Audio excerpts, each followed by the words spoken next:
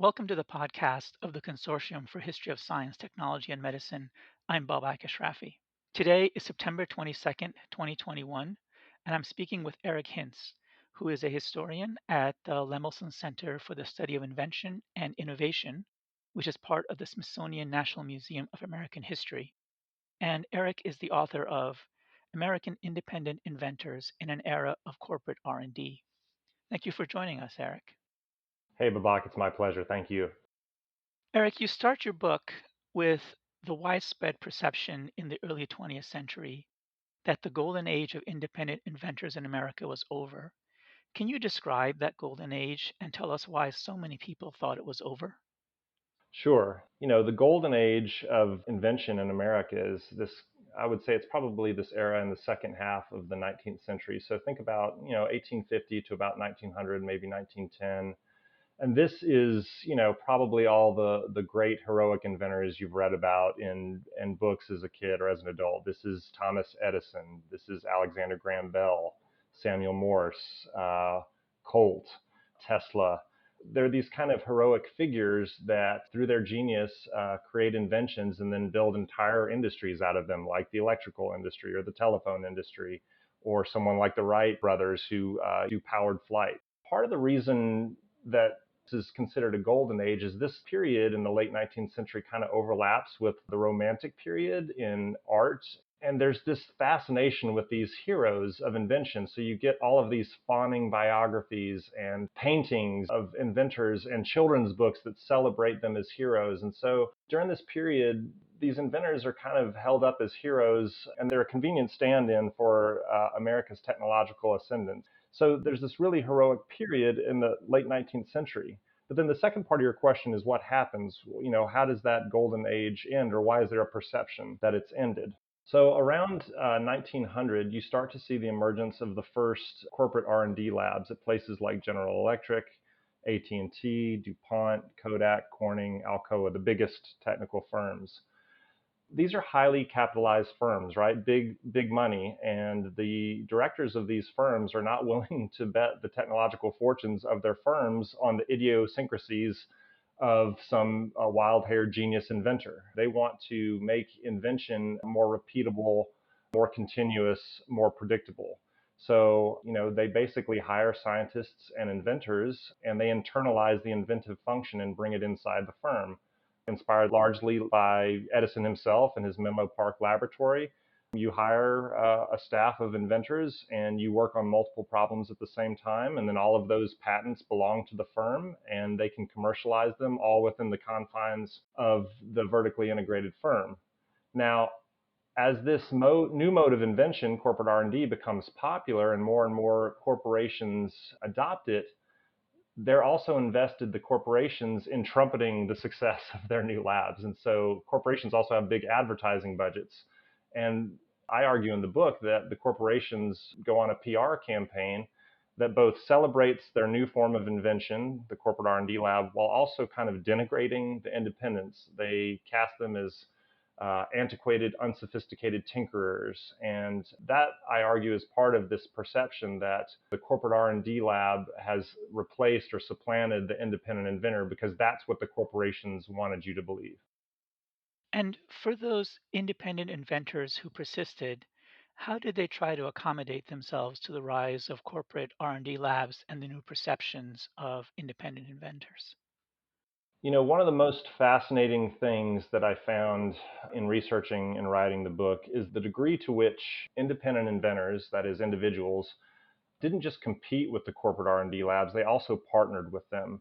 And I found this just so interesting and ironic because on one hand, as we just discussed, the corporate R&D labs are using their advertising and their R&D to promote corporate innovation and denigrate the independents, but at the same time, they're cutting deals with the independents behind the scenes. So in the early days of corporate R&D, many of these corporations found that they were not able to furnish all the different technological needs of the firm through their own employee inventors. They still had an active program of going out into the marketplace, striking deals with independent, unattached inventors, and licensing and buying their patents. And so a huge company like DuPont that makes all kinds of munitions and chemicals They had a consulting deal with Hudson Maxim, an independent inventor, and Maxim had developed a smokeless gunpowder. But Maxim didn't want to join DuPont as an employee. He wanted to stay independent. So they developed this consulting arrangement. Maxim would license his patents to DuPont. DuPont would pay him royalties. They would share information. So there was this interesting consulting arrangement that I found over and over again when you look at the records of inventors and firms. They weren't just competing as rivals, they were also cooperating as partners. And patent laws were especially complicated for independent inventors. How did patents serve to stimulate or hinder invention and competition?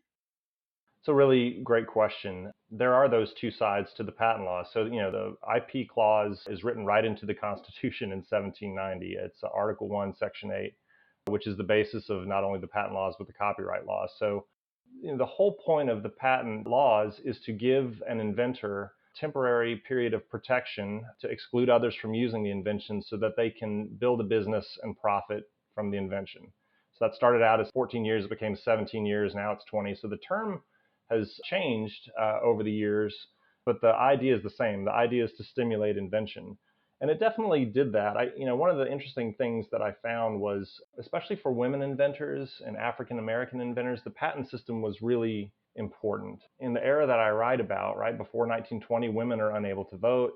The early 20th century is the era of Jim Crow laws. So, you have these two populations that are otherwise kind of socially marginalized, they're disenfranchised, and yet the patent statutes have no restrictions on race, age, sex, national origin. It's one of the more democratic institutions in the United States. And so I find that women inventors, African American inventors are able to use the patent system not only to build businesses and find some economic mobility, but they also use the patent system as a way to sort of trumpet their cause for civil rights. Now, the flip side of that question, which you mentioned, is that the patent system could also be used to hinder invention and competition.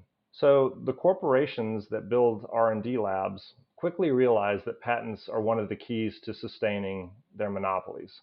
So if you're AT&T and you have the Bell patent, but then you acquire many other telecommunications patents and your R&D lab is cranking out additional patents, and you sort of build a turtle shell of intellectual property protection around this mode of communications, it's pretty impossible for anyone else to break into that technology. And if they try, you will sue them, and you're AT&T, right? So you've got a huge bankroll. And this is one of the things that I found is that, many of these corporations, I talked about AT&T, but also RCA, General Electric, many of these firms used patent infringement lawsuits as a way to discourage individual inventors from competing with them because they found that they could basically sue them into bankruptcy.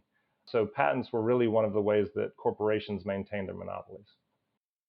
You describe in your book how independent inventors really were eclipsed by corporate labs after World War II, in large part due to the use of patents, as you just said. Has that situation stayed the same since?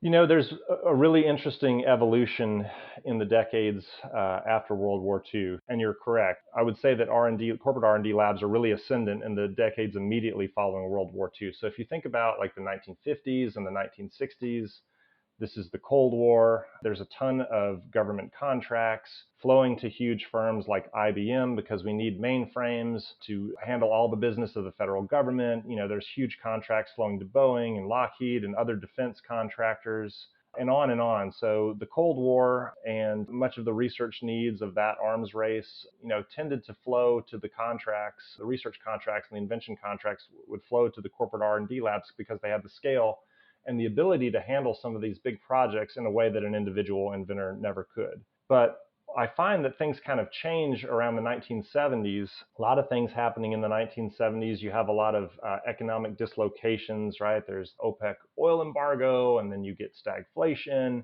Many of these corporations that had kind of gotten fat and complacent on government contracts, they start having some real difficult times.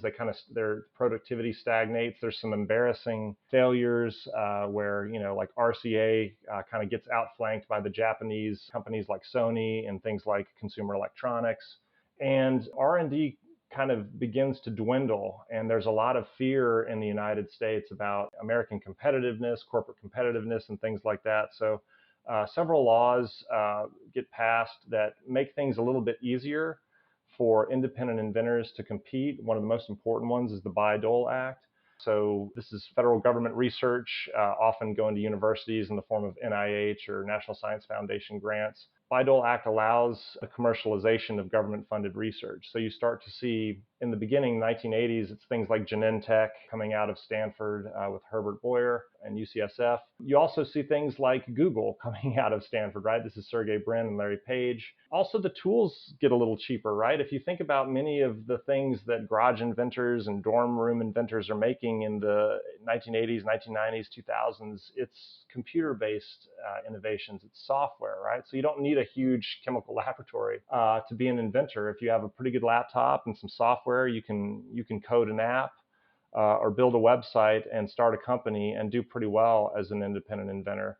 So there's a lot of things going on in the latter part of the 20th century and the early part of the 21st century. But I would argue that, yeah, after kind of taking it on the chin after World War II, where R&D is ascendant, I would argue that independent inventors and small-scale innovators have made a resurgence here at the beginning of the 21st century.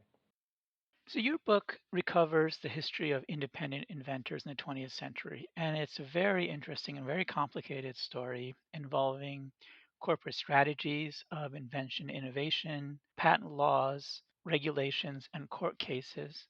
So, if you step back a bit, what does your history tell us about the role and prospects for independent inventors now? Yeah, that's a great and challenging question. If I think about why this history of independent inventors is relevant now in the 21st century, I think it kind of boils down to two different ideas. The first is practical. The question that we just talked through, which was what are the different ways to promote innovation, right? You can sort of do the corporate way where you're really focused internally and trying to bring everything out from the corporation, or sort of opening up the corporation a bit, partnering with different inventors and trying to sort of diversify the sources of invention. I think that's one of the more practical outcomes of the research is this idea that I think innovation works best when you diversify the sources of invention. So if you are a government lab, it makes sense to spend a little of your budget looking around and creating a competition, a challenge, saying, hey, we invite independent inventors to send us solutions for a particular government challenge that we have. And NASA's been very successful at this by having challenges like, hey, invent us the next great space suit glove or something like that. And you get people from many different walks of life submitting different solutions to those kinds of problems. The same is true in industry. Procter & Gamble has been really great about inviting independent inventors to solve and bring their product ideas into Procter & Gamble and then commercializing them on a huge scale. So I think the answer there is one is practical in that when you have several different sources of invention and you allow many different flowers to bloom, you have a better chance of something good happening when you diversify the sources of invention. I think the second answer to your question about contemporary relevance is cultural. It's a little hard for your average person to understand what happens inside a corporate R&D laboratory, but it's relatively easy to understand what happens in someone's basement or someone's garage and this idea of the plucky maverick independent inventor. And we see this reflected culturally, right? People love these stories. Shark Tank, the ABC show, it's the Emmy-winning show. I think it's in something like its 12th season, right? People love to see plucky inventors come on and try to make it. We've had several movies lately that feature independent inventors. And I think back a few years to Flash of Genius. This was Greg Kinnear starring as Robert Kearns, the beleaguered inventor of the intermittent windshield wipers who battled Ford and the other automakers.